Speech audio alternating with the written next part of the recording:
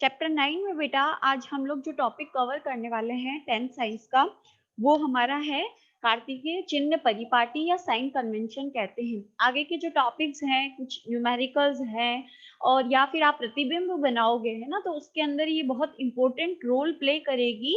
ठीक है, तो ये आपको बहुत अच्छे से समझना है। देखो, कोई भी दर्पण होता है ना, उस दर्पण के जो दर्पण का जो मुख्य बिंदु होता है, कल कुछ परिभाषाएं हमने देखी थी। अगर आप ये वीडियो देख रहे हैं और इससे पहले अगर आपने कल का वीडियो नहीं देखा है जिसमें हमने दर्पण से रिलेटेड मुख्य परिभाषाएं जो है वो पढ़ी थी, तो पहले आप उस वीडियो को देखें, तभी आपको ये वीडियो क्या होगा समझ में आएगा। इंटरकनेक्टेड है, ध्यान रखना। बट फिर भी जो चीजें यहाँ रिपीट हो रही है उसको मैं फिर से आपको बता दूंगी। तो देखो, सबसे पहले आता है कि कोई भी दर्पण है उसका बीच का जो सेंटर पॉइंट है ये वाला, ये क्या कहलाता है? ध्रुव कहलाता है। कहीं जगह इसको ओ से भी रिप्रेजेंट किया गया है। ठीक है, अब उसके बाद ये ध्रुव हो गया और जिस कांच से निकाला जाता है उसका सेंटर पॉइंट यहाँ वृत्ता केंद्र कहलाता है। और ये सी होता है वृत्ता केंद्र और ध्रुव से गुजरने वाली लाइन को हम क्या कहते हैं? मुख्य अक्ष कहते हैं। क्या कहते हैं? मुख्य अक्ष। तो ये ध्रुव हो गया। ये कोई भी मान लो दर्पण है, जैसे कि ये हमारा अवतल दर्पण है, क्योंकि इसके बाहर के पृष्ठ पे हमने क्या लगा रखा है? परावर्तक सतह क्या कर रखी है? बना रखी है। तो यहाँ पर जो ये ध्रुव है और ये जो है मुख्य अक्ष है हमारा। ठीक है, मुख्य अक्ष है।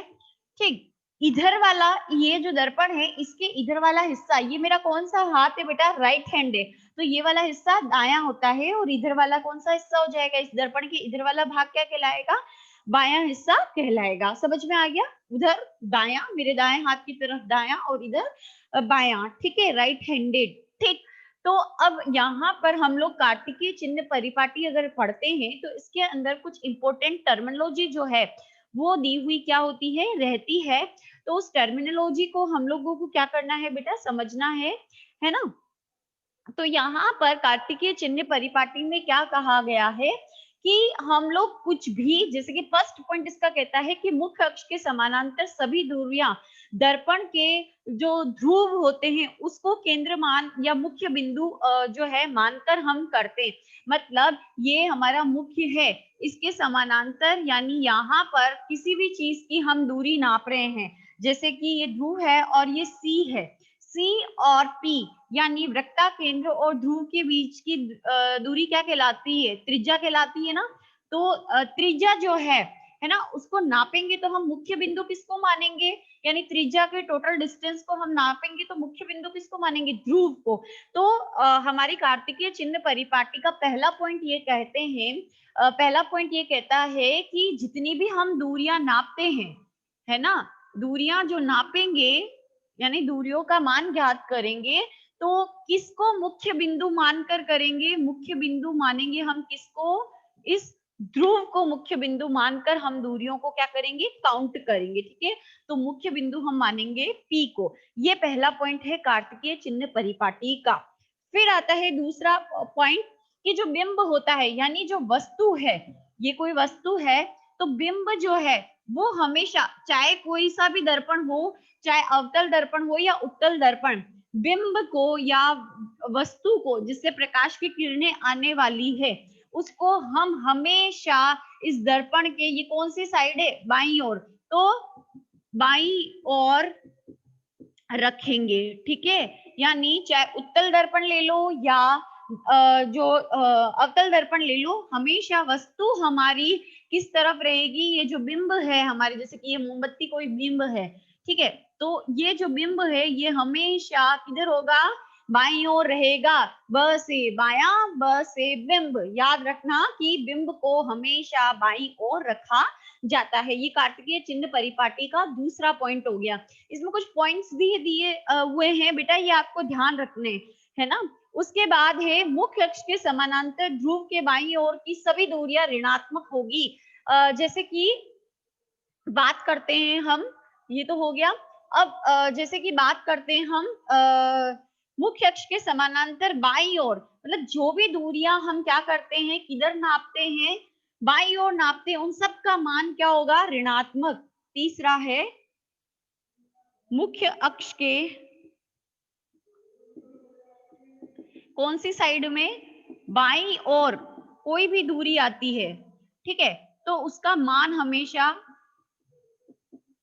ऋणात्मक होगा, नेगेटिव होगा, ठीक है, नेगेटिव होगा। कैसे, देखो, जैसे कि मैंने यहाँ पर ये इसको मिटा देती हूँ, ये वृत्ता केंद्र हो गया, ठीक है, ये एफ हो गया, मुख्य फोकस हो गया, ठीक है।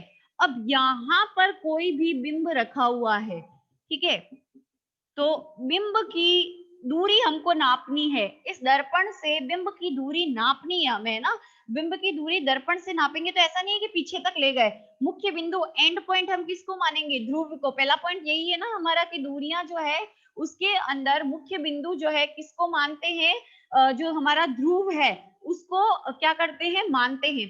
तो ये जो बिंब है यहाँ से लगाकर इस ध्रुव तक के बीच की दूरी हमारी क्या कहलाती है, बिंब की दूरी कहलाती, क्या कहलाती है, बिंब की दूरी कहलाती। इसको रिप्रेजेंट किया जाता है किससे, यू से, है ना, किससे रिप्रेजेंट किया जाता है, यू से रिप्रेजेंट किया जाता है। यानी जो वस्तु है जिससे प्रकाश की किरण आने वाली है वो, अब इस दूरी को नापेंगे तो मुख्य बिंदु यानी एंड पॉइंट हम किसको मानेंगे, ध्रुव को मानेंगे, है ना। तो इसको नापेंगे हम, ठीक।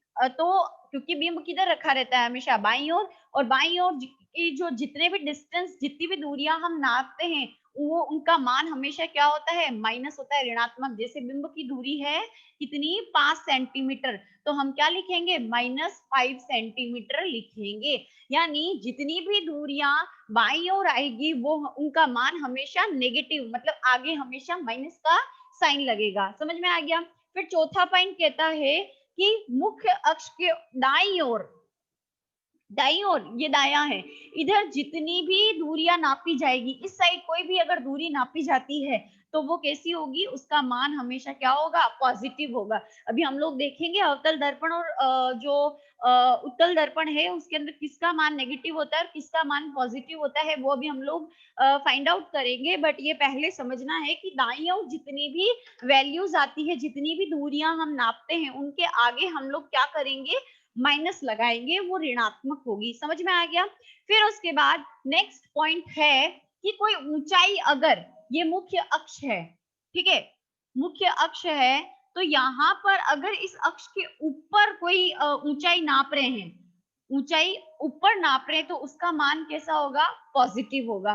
और अगर अक्ष के नीचे कोई ऊंचाई नाप रहे हैं तो उसका मान हमेशा क्या होगा, नेगेटिव होगा। नीचे वाला नेगेटिव, ऊंचाई जो होती है यानी किसी भी चीज की हाइट मान रहे हैं, तो अगर ये ऊंचाई इस अक्ष के ऊपर है तो इसकी वैल्यू, जैसे कि ये हाथ है मेरा और इसका मान कितना है, 5 सेंटीमीटर है, तो ये +5 सेंटीमीटर होगा। लेकिन मेरा हाथ इस अक्ष के नीचे है तो 5 सेंटीमीटर तो है, लेकिन आगे क्या लगेगा, माइनस लगेगा।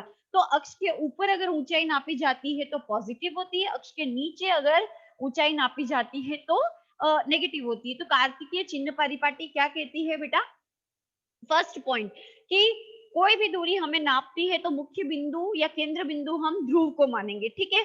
फिर मुख्य अक्ष के जो बाईं ओर जितनी भी वैल्यूज या दूरियां नापी जाती है वो ऋणात्मक होती है, और दाईं ओर, दाया मतलब राइट, राइट मतलब धनात्मक, पॉजिटिव, ठीक है। तो दाईं ओर आने वाली जितनी भी वैल्यूज है या दूरियां है वो हमेशा कैसी होगी, पॉजिटिव होगी। समझ में आ गया। और वस्तु या बिंब जिससे प्रकाश की किरण आने वाली वो हमेशा बिंब ब से बाया दर्पण के बाईं ओर रखे जाएंगे, चाहे वो उत्तल दर्पण हो चाहे वो अवतल दर्पण हो। समझ में आ गया। फिर अगर मुख्य अक्ष जो हमारा जा रहा है इसके ऊपर अगर ऊंचाई नाप रहे हैं, है ना, कोई भी चीज इसके ऊपर रखी हुई है और उसकी ऊंचाई नाप रहे हैं तो उसका मान हमेशा पॉजिटिव होगा, और अगर नीचे ऊंचाई नाप रहे हैं तो मान क्या होगा, नेगेटिव होगा। आगे बात समझ में। अब हम बात करते हैं चिन्ह परिपाटी में, चिन्ह परिपाटी के अनुसार जो अवतल दर्पण होते हैं उनमें कौन सी दूरियां जो है पॉजिटिव होती है और कौन सी दूरियां क्या होती है, नेगेटिव होती है। तो सबसे पहले बात करते हैं किसकी, अवतल दर्पण की। तो यहाँ पर एक चीज ध्यान रखना, कुछ साइज होते हैं बेटा। सबसे पहले आता है बिंब की दूरी, बिंब की दूरी को रिप्रेजेंट किया जाता है स्मॉल यू से, ठीक है। प्रतिबिंब की दूरी, इसको रिप्रेजेंट किया जाता है स्मॉल v से, ठीक है, ये जो है दूरियां नापी जाती है। फिर है फोकस दूरी। फोकस दूरी को अगर हमें रिप्रेजेंट करना हो तो कैपिटल एफ से करते हैं। किससे करते हैं? सॉरी, मुख्य फोकस को करते हैं स्मॉल एफ से करते हैं, फोकस दूरी। ठीक है, फिर उसके बाद है बिंब की ऊंचाई, यानी कोई भी वस्तु है उसकी ऊंचाई, बिंब का मतलब वस्तु, बिंब की ऊंचाई ओ, ठीक है, और प्रतिबिंब की ऊंचाई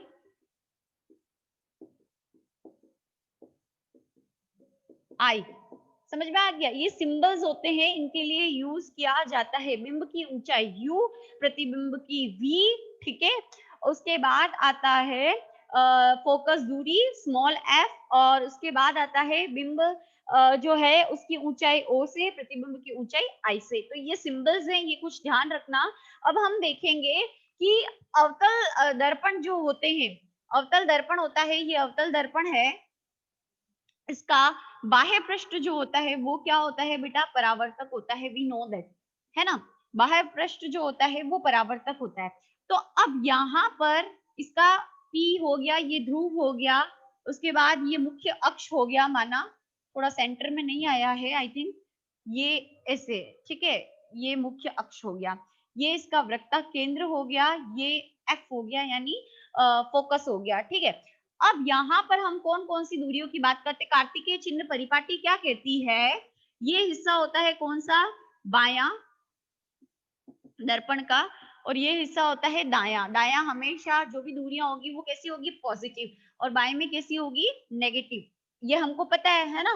तो अभी हम लोगों को क्या करना है कि जैसे हमको किसकी दूरी माननी है? बिंब की दूरी। ठीक है, बिंब को कार्तिकेय चिन्ह परिपाटी क्या कहती है? कहाँ रखा जाता है? बाईं ओर रखा जाता है। तो बिंब से और इस ध्रुव की दूरी को नापेंगे तो किससे लिखेंगे? यू से। इसका मान हमेशा क्या होता है? नेगेटिव। तो इसका मान क्या हो गया? ऋणात्मक होगा, यानी नेगेटिव होगा। क्यों होगा? क्योंकि ये बाईं ओर आ रही है दूरी। फिर उसके बाद है प्रतिबिंब की जो दूरी होती है ना, तो प्रतिबिंब की दर्पण यानी तल दर्पण से बेटा प्रतिबिंब जो है वो दाईं ओर भी बनते हैं और कुछ कंडीशन में बाईं ओर भी बनते हैं। ठीक है, यानी अभी हम लोग दर्पण का निर्माण कैसे करते हैं, वो हम लोग जो प्रतिबिंब बनते हैं उनका निर्माण कैसे करते हैं, है ना, अवतल दर्पण से, वो हम लोग देखेंगे। बट ये चीज ध्यान रखना कि इससे जो अवतल दर्पण होता है उससे प्रतिबिंब क्या होता है? दाईं ओर भी बनते हैं और किधर बनते हैं? बाईं ओर भी बनते हैं। तो प्रतिबिंब जो है वो अगर किधर बन रहा है? दाईं ओर, तो उसकी दूरी जो होगी वो कैसी होगी? पॉजिटिव होगी। ठीक है, और अगर प्रतिबिंब यानी जो इमेज बन रही है वो अगर बाईं ओर बन रही है तो उसका मान क्या होगा? नेगेटिव होगा। ठीक है, तो जो वास्तविक इमेज होती है वो बनती है बाईं ओर और उसका मान कैसा होता है? नेगेटिव। और जो आभासी होती है, क्यों आभासी होगी? क्योंकि हमेशा अवतल दर्पण है उसके अंदर किरणें ऐसे टकराएगी और आपस में इधर आकर मिलेगी, है ना। तो किधर आकर मिल रही है? बाईं ओर। तो जो किरणें मिलती है तो वो प्रतिबिंब बनता है, वो कैसा होता है? वास्तविक। तो अवतल दर्पण में जो वास्तविक प्रतिबिंब बनता है बाईं ओर तो मान नेगेटिव होता है, और दाईं ओर भी बनती है। अभी चित्र बनाना हम लोग देखेंगे कि दो कंडीशंस के अंदर पीछे की ओर प्रतिबिंब बनता है, किरणों को हम आगे खींचते हैं तब। तो जो प्रतिबिंब पीछे की ओर बनता है वो कैसा होता है? क्योंकि किरणों को क्योंकि आगे किरणें जा ही नहीं सकती, क्योंकि पीछे वाला पृष्ठ क्या है? इसका परावर्तक है। तो आगे प्रतिबिंब हमको खींच के बनाना पड़ता है, तो आभासी होता है। और आभासी क्योंकि पीछे की ओर बनता है, दाईं ओर बनता है, इसीलिए इसका मान कैसा होगा? पॉजिटिव हो गया। समझ में आ गया? फिर देखो अवतल दर्पण में फोकस कहाँ आ रहा है? इधर। तो फोकस दूरी जो है वो भी कैसी होगी? ऋणात्मक होगी। ये फोकस दूरी जो होती है वो क्या होती है? मुख्य फोकस और इस ध्रुव के बीच की दूरी फोकस दूरी होती है। तो क्योंकि ये बाईं ओर आ रही है इसलिए इसका मान भी कैसा होगा? अवतल दर्पण के लिए ऋणात्मक होगा। फिर आता है बिंब की ऊंचाई, अगर ऊपर बनती है तो कैसी होगी? पॉजिटिव, और नीचे बनती है तो कैसी होगी? नेगेटिव। ठीक है, ठीक। अब बिंब जो है वो हमेशा क्या होता है? बिंब को हमेशा क्या रखा जाता है? सीधा रखा जाता है। लेकिन इधर क्या है? बिंब जो है वो कहाँ रखा जा रहा है? हाइट अगर बिंब की नापेंगे तो पॉजिटिव होगी क्योंकि अक्ष के क्या है, ऊपर है, लेकिन जो बिंब की दूरी होगी वो हमेशा क्या होगी, ऋणात्मक होगी। हाइट बिंब की कैसी होगी, धनात्मक होगी, क्योंकि अक्ष के ऊपर इसको रखा जाता है। समझ में आ गया? तो ये बात तो होगी किसकी, अवतल दर्पण की। उसके बाद हम लोग देखेंगे किसको, उत्तल दर्पण को।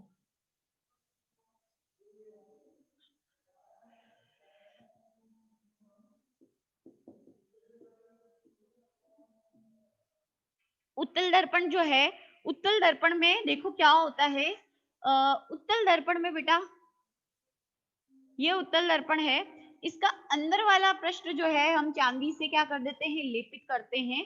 ठीक है, परावर्तक जो सतह होती है वो जो होती है, बाहरी पृष्ठ जो होता है वो इसका क्या होता है, परावर्तित होता है। ठीक है, तो यहाँ पर ये इसका जो सी आएगा वो अंदर की ओर आएगा, इसका एफ भी इधर अंदर की ओर आएगा। बिंब को हमेशा बाईं ओर रखा जाता है और ये दाईं ओर रखा, ये दाईं इसकी साइड है, ये बाईं है। तो बिंब तो हमेशा किधर रखा जाता है, बाईं ओर रखा जाता है। तो इसका बाईं ओर का मान कितना होता है, मान कैसा होता है, नेगेटिव होता है ना। तो नेगेटिव है और इधर कैसा होगा, धनात्मक। तो अब देखो, उत्तल दर्पण में बिंब की दूरी जो होती है, बिंब रखा किधर है, बाईं ओर, तो बिंब की दूरी कैसी होगी, ऋणात्मक होगी। आगे बात समझ में। फिर उसके बाद फोकस दूरी, ये P है और F मुख्य फोकस है, इसके बीच की दूरी फोकस दूरी होती है। तो फोकस दूरी जो होती है, यानी स्मॉल f जो है वो भी स्मॉल f का मान कैसा होगा, पॉजिटिव होगा। और उधर कैसा था, इधर आ रहा था ना, तो उधर नेगेटिव है। आगे बात समझ में। फिर है त्रिज्या, त्रिज्या P और C। ठीक है, तो इसके बीच की दूरी जो हमारी है वो त्रिज्या कहलाती है, और क्योंकि किधर आ रही है, दाईं ओर, तो इसका मान भी कैसा होगा, उत्तल दर्पण के लिए पॉजिटिव होगा। आगे बात समझ में। फिर उसके बाद है प्रतिबिंब की दूरी, बिंब की दूरी हमने देख ली, और प्रतिबिंब की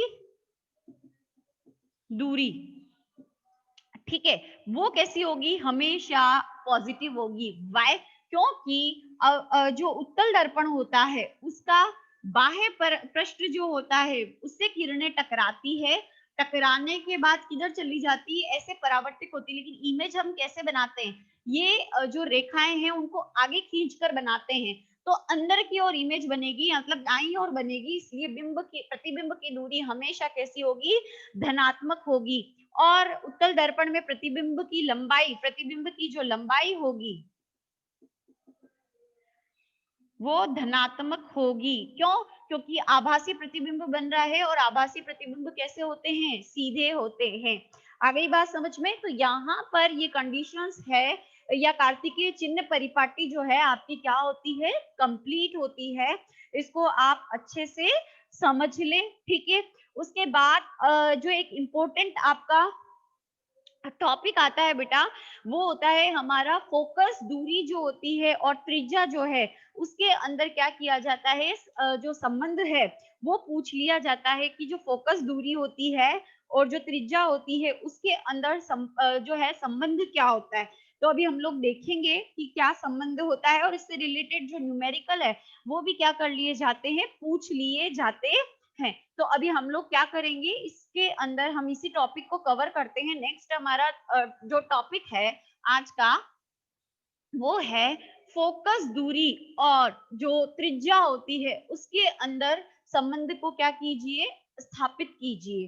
ठीक है, फोकस दूरी और त्रिज्या,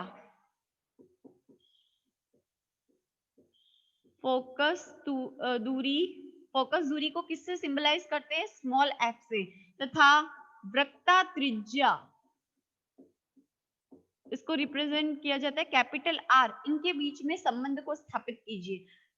जैसे कि ये हमारा अवतल दर्पण मैंने बनाया, इसका बाह्य पृष्ठ परावर्तक है। ठीक है, अभी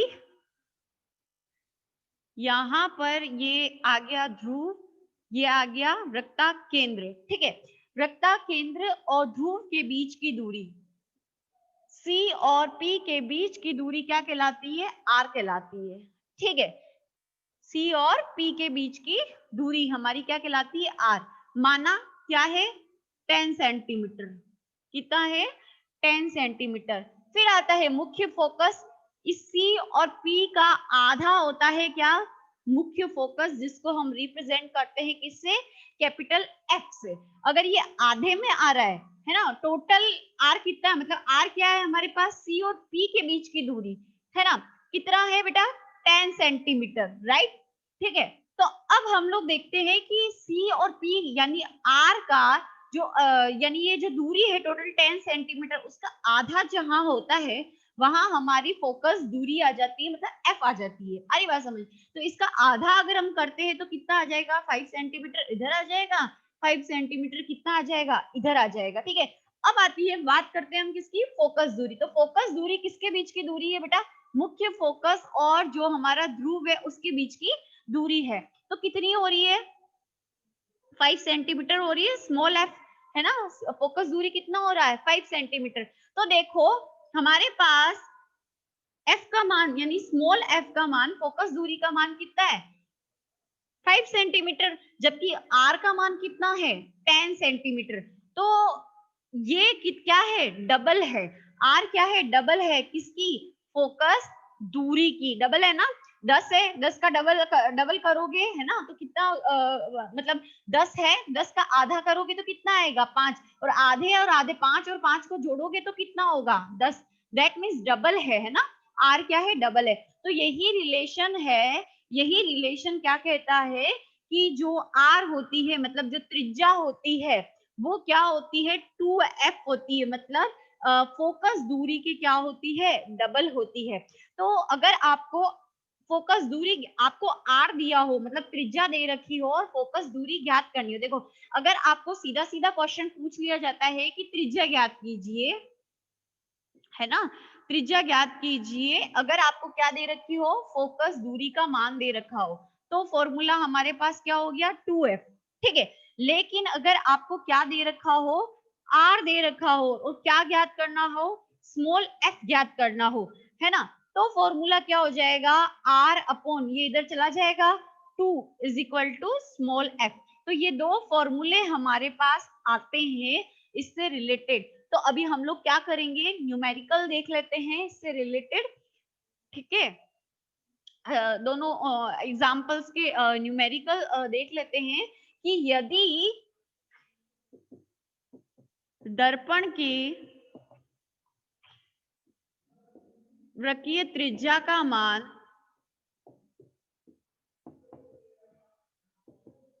10 सेंटीमीटर है, तो फोकस दूरी ज्ञात करें। ठीक है, वृत्तीय त्रिज्या का मान 10 सेंटीमीटर है तो फोकस दूरी ज्ञात करें। तो त्रिज्या हमको दे रखी है आर, कितनी, 10 सेंटीमीटर। हमको क्या ज्ञात करनी है, स्मॉल एफ यानी फोकस दूरी ज्ञात करनी है। तो फोकस दूरी ज्ञात करने का सूत्र क्या है हमारे पास, आर अपॉन 2, है ना। तो आर का मान कितना है, 10, और नीचे क्या रख देंगे, 2, तो कितना आ गया, 5 सेंटीमीटर है। समझ में आ गया। और अगर एक क्वेश्चन आपको ऐसे दे रखा हो कि फोकस दूरी दी हुई है किसी भी दर्पण की, वो है 4 सेंटीमीटर, है ना, तो आर का मान ज्ञात कीजिए। तो आर के लिए फॉर्मूला क्या है हमारे पास, R is equal to 2f।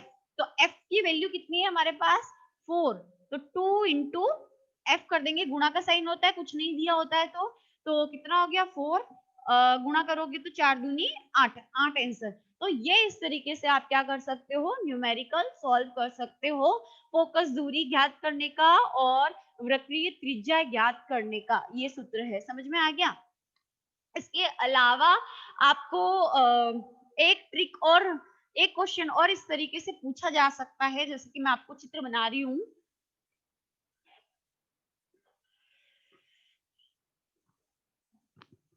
जैसे ये एक दर्पण है, ठीक है, अवतल दर्पण है, ये हमारा P हो गया, ये हो गया C, ये हो गया F। ठीक है, अब वृत्ता त्रिज्या क्या दे रखी है, जैसे कि यहाँ पर ये C वृत्ता त्रिज्या यानी R का मान टोटल यहाँ पर दिया हुआ है हमारे पास 10 सेंटीमीटर। ठीक है, और फोकस दूरी दे रखी है 8 सेंटीमीटर, है ना। फोकस दूर दे रखी है, यानी अगर आपको दे रखा है कि इसमें C और P का मान दिया हुआ है कितना 10 सेंटीमीटर, ठीक है, और F और P का मान दिया हुआ है 8 सेंटीमीटर। 8 सेंटीमीटर तो हो ही नहीं सकता क्योंकि आधा होता है ना, तो इसको हम लोग करेंगे 5 सेंटीमीटर। 8 नहीं हो सकता बेटा, आधा होता है जस्ट इसका, ठीक है। तो इसका क्या दे रखा है 5 सेंटीमीटर, ठीक। तो अभी हम लोगों को क्या ज्ञात करना है, ये दूरी ज्ञात करनी है कि C और F की दूरी ज्ञात करें। कैसे करोगे, टोटल CP कितना दिया हुआ है 5, ठीक है। अब इसमें से हम किसको CP माइनस कर दें, हम किसको, ये C और P है, ठीक है, इसमें से माइनस कर दे किसको, PF को। CP में से किसको माइनस कर दे, PF को माइनस कर दे, तो CP का मान कितना है 10 और PF कितना दे रखा है हमको 5, ठीक है। तो हमारे पास किसकी वैल्यू आ जाएगी, इसकी CF की। तो CF हमारे पास कितना हो गया 5 सेंटीमीटर। तो इस तरीके से आप क्या कर सकते हो, ये न्यूमेरिकल भी सॉल्व कर सकते हो, ठीक है। उसके बाद एक इंपॉर्टेंट आपका आता है कि प्रूव कीजिए कि R is equal to 2F होता है ना। चित्र द्वारा समझाइए अवतल दर्पण में कि R is equal to 2F होता है। इसको आपको क्या करना है, प्रूव करना है। तो इसको अभी हम लोग क्या करेंगे, देखेंगे।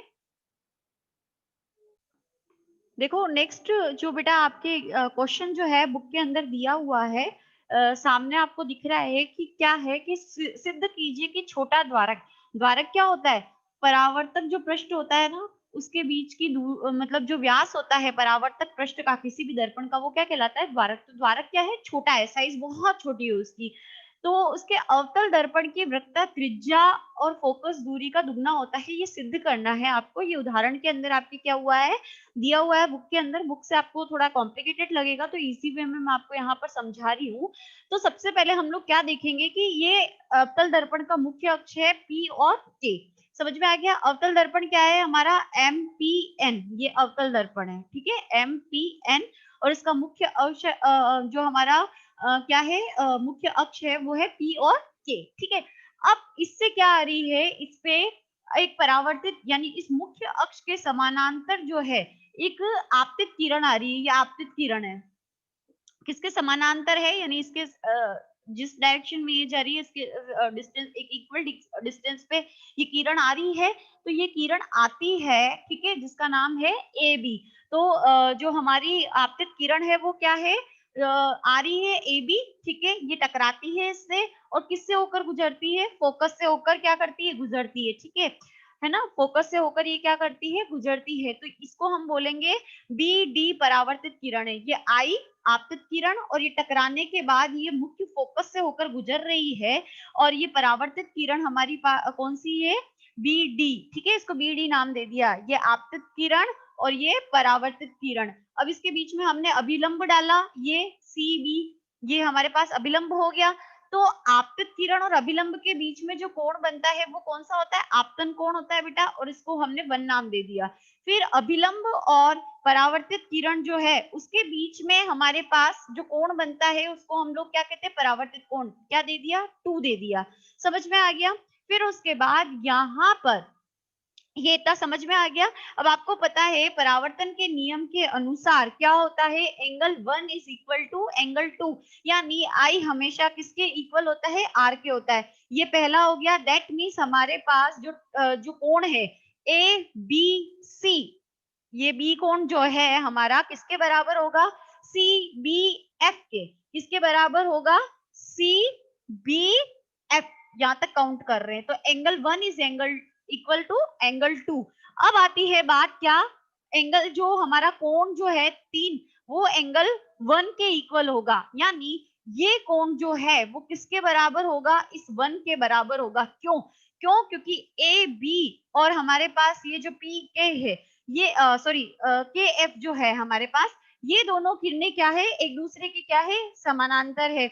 यानी जो हमारे पास ये आप देख रहे हो ये किरण, ये कोण यहाँ पर बन रहे हैं, तो ये PC, ये किरण, ठीक है, ये समानांतर है किसके, ए बी के समानांतर है, ये ए बी के समानांतर है, ये दो समानांतर किरण है जिनके बीच में ये कोण बन रहे हैं, ठीक है। प्लस एक तिर्यक इनको काट रहा है, ये बी और सी इनको तिर्यक के रूप में काट रहा है कि नहीं काट रहा, ठीक है। तो समानांतर किरणों के बीच में अगर कोई तिर्यक इनको काटता है तो इनके जो एकांतर कोण होते हैं, मतलब ये इधर बनने वाला कोण और इधर बनने वाला कोण क्या होता है, बराबर होता है। तो इधर बन रहा है कोण 1 और इधर कोण बन रहा है 3, तो 1 किसके बराबर हो गया, 3 के, मतलब ए बी सी जो कोण है, यानी ये जो बी कोण है वो इक्वल हो जाएगा बी सी एफ के, किसके, बी सी एफ के बराबर हो जाएगा। समझ में आ गया।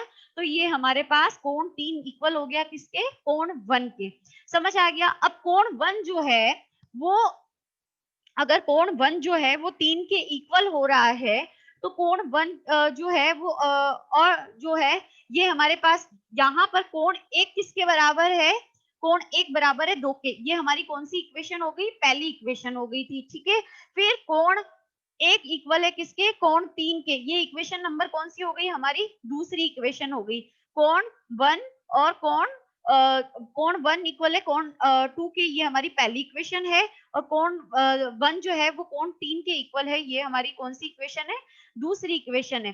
तो इन दोनों इक्वेशन से, यानी फर्स्ट इक्वेशन से और सेकंड इक्वेशन से हम क्या बोल सकते हैं कि बी सी एफ यानी कोण 2 जो है वो बराबर है किसके, कोण 3 के, है ना। क्यों, क्योंकि angle 1 is equal to angle 2, ये हमको पता है, ये हमारी इक्वेशन 1 है। इक्वेशन 2 क्या कह रही है, कोण 3 बराबर है किसके, कोण 1 के। तो ऑब्वियस सी बात है ये 1 इसके बराबर है, तो हम ये लिख सकते हैं कि कोण 3 1, इन दोनों का मान लो 60 है, इसका भी 60 है, तभी ये बराबर होंगे।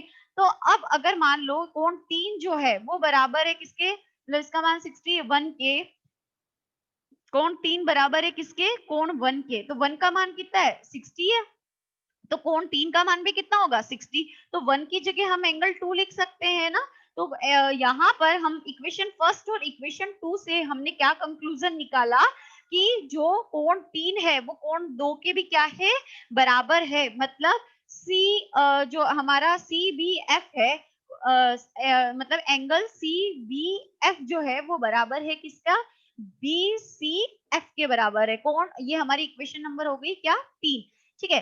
अब ये दो कोण आमने सामने के बराबर है, ये समानांतर किरणों के बीच में ट्रायंगल बन रहा है, तो इसकी ये जो भुजाएं हैं, है ना, अंतः भुजा, ये भी क्या हो जाएगी, बराबर हो जाएगी। अंतः भुजा बराबर हो जाएगी, मतलब कोण किसके बराबर हो जाएगा, ये हमारे पास F C is equal to हो जाएगी B F, F C is equal to हो जाएगी बी एफ। तो अंतः भुजाओं का मान क्या हो जाएगा, बराबर, F C is equal to हो जाएगा बी एफ। समझ आ गया। अब आती है बात नेक्स्ट, इस हम बी एफ को हम क्या लिख सकते हैं, पी एफ लिख सकते हैं। इस बी एफ को हम क्या लिखते हैं, पी एफ लिख सकते हैं। क्यों, क्योंकि ये परावर्तक पृष्ठ यहाँ से परावर्तित हो रहा है, तो परावर्तक पृष्ठ यही होगा। तो हम ये मानेंगे कि ये द्वारक इतना छोटा है कि ये किस में आकर मिल गया है, पी में आकर मिल गया है, मतलब इनके बीच की दूरी क्या है, बहुत छोटी है।